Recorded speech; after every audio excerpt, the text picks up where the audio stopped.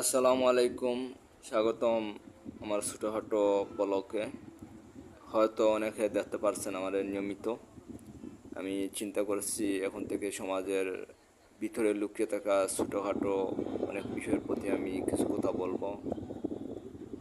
যে আমাদের সমাজে আসলে যেগুলা কথা বললে আমাদের সমাজ, রাষ্ট্র, জনগণ উপকার হবে সেই বিষয়ে কথা বলবো।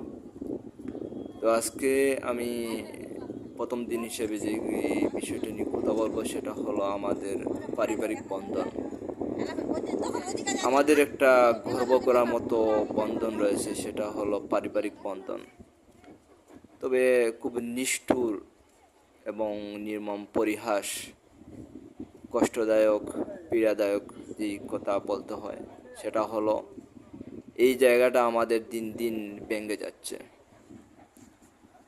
এই জায়গাটা দিন দিন ভেঙে যাওয়ার কারণ অনেক কিছু রয়েছে, সেটা আপনাদেরকে যদি আমি ধাপে ধাপে বলি তাহলে শেষ হবে না। তবে প্রধান কারণ হলো আমাদের দারিদ্রতা, এরপরে বলতে হবে আমাদের জনসংখ্যা বৃদ্ধি। এই দুইটা কারণেই আসলে আমাদের পারিবারিক বন্ধন দিন দিন ভেঙে যাচ্ছে।